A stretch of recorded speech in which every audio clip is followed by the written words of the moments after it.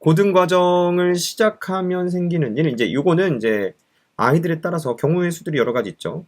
중등이 좀 약했는데 어찌됐건 뭐 커리 이상 또는 그냥 학원에서 하자고 해서 또는 뭐 특강을 한다고 해서 이제 중등, 고등을 시작하는 경우들도 있을 것이고, 중등을 되게 나름 열심히 탄탄히 한 친구들도 있을 거고요. 그리고 이제 뭐 그런 경우들도 있을 겁니다. 그리고 제가 기하 이점은 제가 마지막에 얘기해 보도록 하고, 중등이 좀 약한 상태에서 고등을 시작한 친구들이 있어요. 있다고 봅시다. 뭐 있죠. 사실 되게 많아요. 굉장히 많은데 그런 경우들 좀 어떤 문제점들을 좀 본 적이 있나요? 사실상 정말 많아요. 그러니까 급해가지고 고등과정으로 일단 넘어가긴 했는데 실제로 뚜껑을 열어보면 중등이 약한 경우가 많습니다. 그 뚜껑을 열어봤더니 뚜껑을 열리게 하죠. 예, 정말 뚜껑 열리게 하죠. 예. 예. 그러니까 단원별로 취약점들이 분명히 보이는데 너 어디까지 했어 그러면 이제 정석으로 뭐 실력 봤다 이거죠. 근데 중등이 확실히 좀 빈 부분이 보이거든요. 그러니까 그런 경우 많죠. 그런 빈 부분들을 고등 수학을 하면서 만들어 내지는 경우들이 가끔 있어요. 있는데 있긴 있어요. 정말 힘들죠. 왜냐면 이게 힘들어요. 뭐냐면 기본 과정은 없이 그냥 바로 그 기술만 더 심화 과정만 반복해서 기본이 익혀지느냐.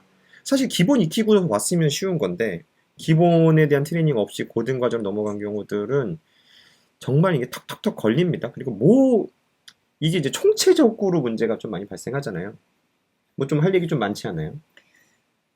뭐 다 얘기하면 너무 많으니까 중등이 약한 경우 고등을 시작하면 많이 웁니다.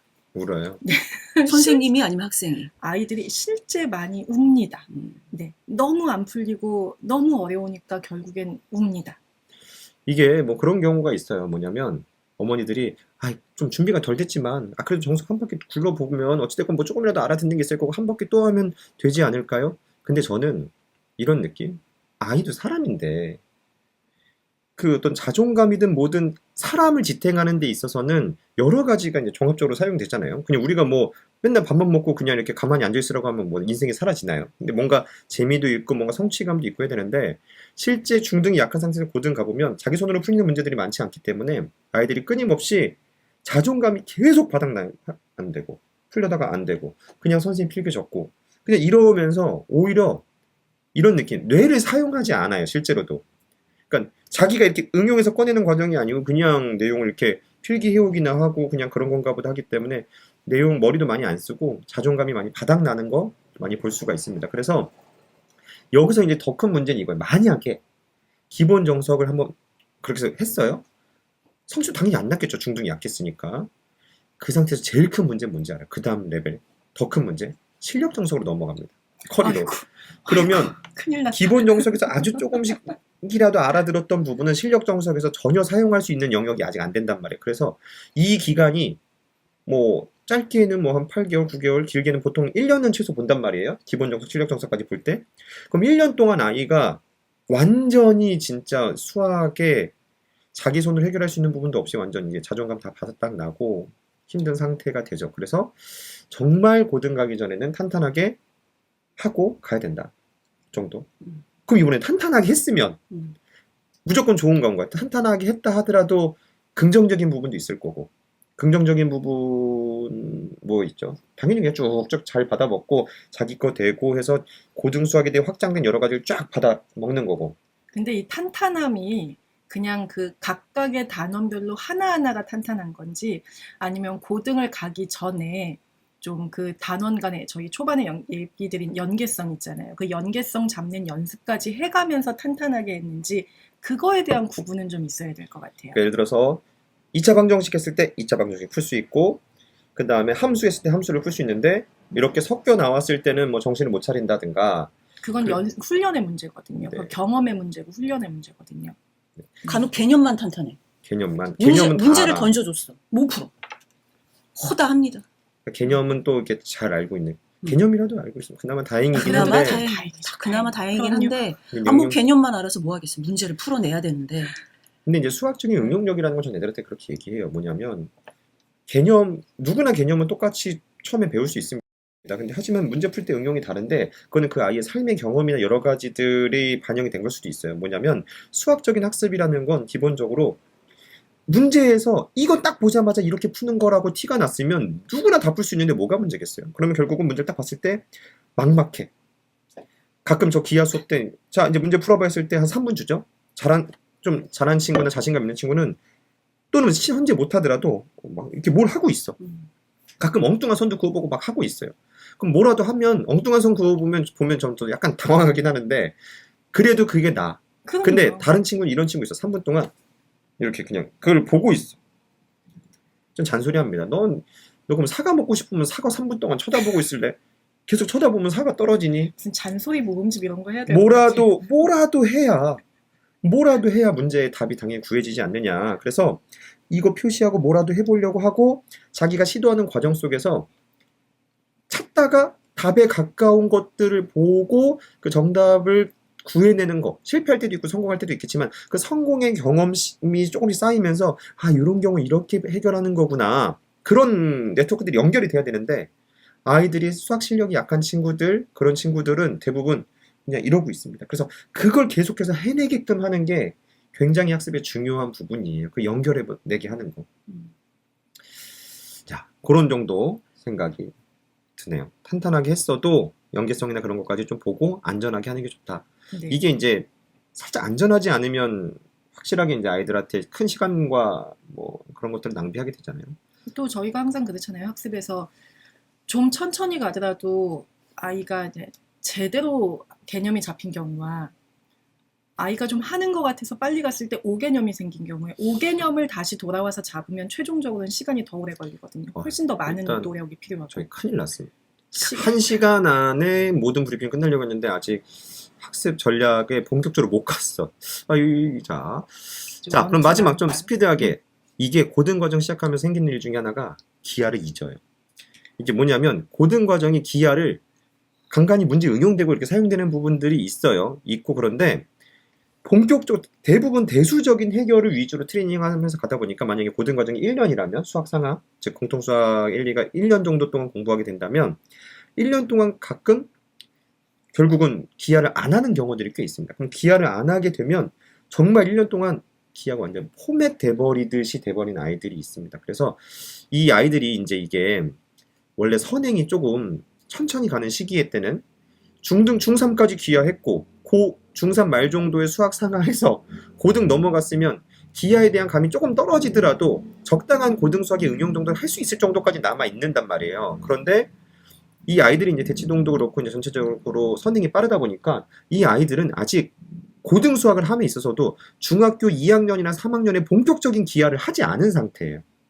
학교에서 아직 그 결과를 못 봤잖아요. 그러니까 그런 것까지 하려면 아이들이 기하에 대한 감을 잃지 않고도 가져가야 되거든요. 또는 경시로 갈 수도 있고. 그렇기 때문에 이런 시기에 기하를 약간 뭐 개통으로 이렇게 정리해서도 하는 경우들도 많아요. 그러니까 제 기하 수업 같은 경우는 선선행으로서 하는 친구들도 있고 한번 배운 친구들이 고등 수학 정도 들어갈 때 기하 2단계랑 함께 어우러져서 이 고등 수학 하는 동안에 기하를 잊지 않게 하기 위해서도 하거든요. 그래서 그건 이제 아이들마다의 전략은 조금씩 다를 거기도 하고 부모님들의 판단도 들어가야 되겠지만 그래서 기하를 잊지 않게끔 너무 많은 시수는 아니어도 주의례로 쭉 끌고 가는 정도라도 이제 하는 것이 유리하다. 그래서 중등을 배웠다면 기하 2단계가 적합할 거고요. 아직 고등 뭐 기하를 안 했다면 1단계부터 이제 아이가 해야 되는 게 맞는 거고 아까 이제 뭐 현재 2단계나 또는 2.5단계, 3단계 그런 과정이 고등 과정에 도움이 안 될까라는 부분에서는 자, 만약에 아이가 대수가 약해. 대수 부분이 중등 뭐 1학기 파트들이 좀 약하고 고등 과정을 잘하고 싶어. 그럼 집중해야 될 부분은 그 1학기 파트들이 맞아요. 1학기 파트들이 맞고. 근데 아이가 대수도 웬만큼 했고 어떤 고등 과정을 가기도 하고 고등 과정을 넘어서도 이제 중학교 가서도 내신도 보고 이제 잘해야 되겠지만 기본적으로 기하라는 것은 이제 고등학교에서도 그 함수라는 부분을 식으로만 다루는 게 아니고 결국은 좌표 평면에다 대응시킨 도형이란 말이에요. 그 도형에 대한 이해를 하고 응용하는 부분들은 기하적인 그런 역량들이 많이 사용이 되는 거니까 그래서 아이가 중등 대수가 웬만큼 됐고 고등 넘어갈 때 기하를 쭉 감을 이어가면서 하는 것도 의미가 있고 다른 하나는 그런 기하적인 역량을 키워놓는 게 종합적인 사고에는 훨씬 도움 된다라고 봐요. 그래서 아이마다 좀 다를 수도 있다.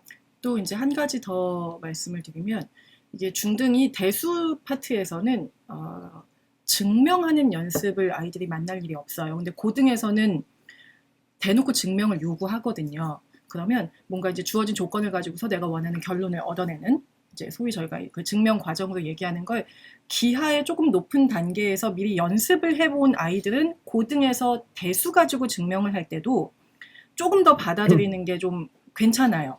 근데 중등에서 뭐 도형의 뭐 길을 구한다든지 각을 구한다든지 뭐 그런 문제 푸는 연습만 하고 좀 높은 단계에 있는 증명에 대한 연습이 안 된 상태에서 고등에 오면 내용도 잘 모르겠는데 그걸 증명까지 하라고 했을 때 거기에서 아이들이 느끼는 그 이제 괴리감 같은 게 또 있거든요. 그래서 그런 부분에서도 분명히 도움이 좀 되는 것 같아요. 기하까지 보고 온 친구들은.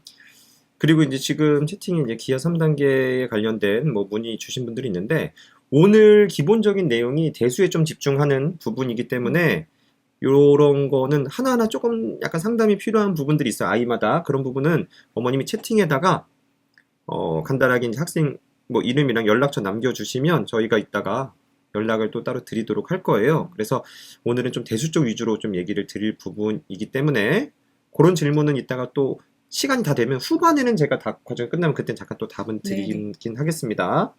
그래서 요 정도.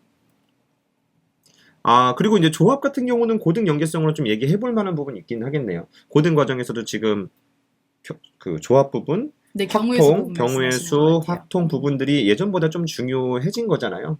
그렇기 때문에 그런 부분들을 잘 하려면 저는 조합이 생각보다 교육 과정에서 굉장히 약화돼 있어요. 현재 중등의 교육 과정에서는 네네. 없다라고 해도 과언이 아니에요. 초등과 중등에서는 초등은 아예 없다라고 해도 되고 중등에서는 줄 세우기를 배운다 정도. 줄 세우기를 배운다. 맞아, 딱 요 정도. 네. 그리고 고등에서도 고1 정도에선 약간의 언어와 그 어떤 기호 이제 같은 거 기호들을 이용하고. 좀 배우고 고등도 결국 줄 세우기 정도. 그쵸, 네, 순열 조합이 다 너무 그렇죠. 패졌어요. 근데 이제 그렇게 배우다 갑자기 확통해서 빵 네네. 이렇게 이론이 많이 나오는데 그래서 조합도 아이들이 어떤 경우의 수적인 걸 다루는 데는 고등 과정에서도 사용될 조합 기본 또는 조합 2단계는 제 조합 2단계는 약간의 이제 경시적인 성향의 내용까지도 담습니다. 하지만 고등 과정이나 그게 확통에서도 연결되는 부분들이 꽤 많으니까 조합 2단계도 해볼 만하다고 봐요. 저는 원장님 조합 수업하시는 그게 저희 고등 과정에서 경우의 수 나가잖아요. 그거 나가기 전에 미리 조합을 한번 경험하고 오라고 좀 아이들한테 얘기를 하기도 해요. 그러니까 이게 중등에서는 워낙 이제 경우의 수 부분이 많이 약화됐고 고등에서도 분명히 각종 시험에서 확률 통계 그 부분의 비중이 굉장히 높아진 거에 반해서 교재에 그렇게 친절하게 많이 얘기가 담겨져 있지가 않아요. 고등 같은 경우도 이제 저희 고등 수학에서 공통 수학에서도 경우의 수가 순열 조합하면서 기호 가지고 바꿔서 표현하는 거 조금 나오고 문제 유형 몇 가지 그냥 나오는 정도.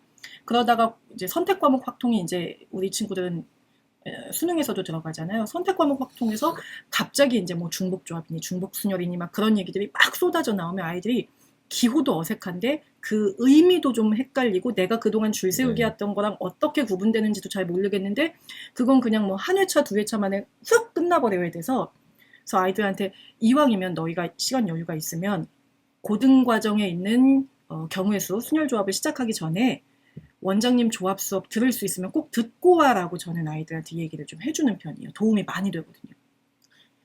요 정도. 네. 그리고 뭐 지금 줌으로도 이제 수업들이 이제 병행이 되느냐라고 얘기하셨는데 저희 뭐 기하 수업도 그렇고 대수 수업도 그렇고 실시간 줌으로도 수업이 다 가능합니다. 그래서 요거 학원으로 연락 주시면 그 아이 필요한 과정에 따라서 안내 드리도록 할게요. 그리고 이제 말씀드리는 김에 넘어갈까요? 이따 할까요? 네. 기하보단 다른 쪽 얘기. 네. 오늘 1시에 끝나면 안 되잖아요. 나도 말하고 싶어 죽겠어. 시간이 죄송합니다. 너무 많이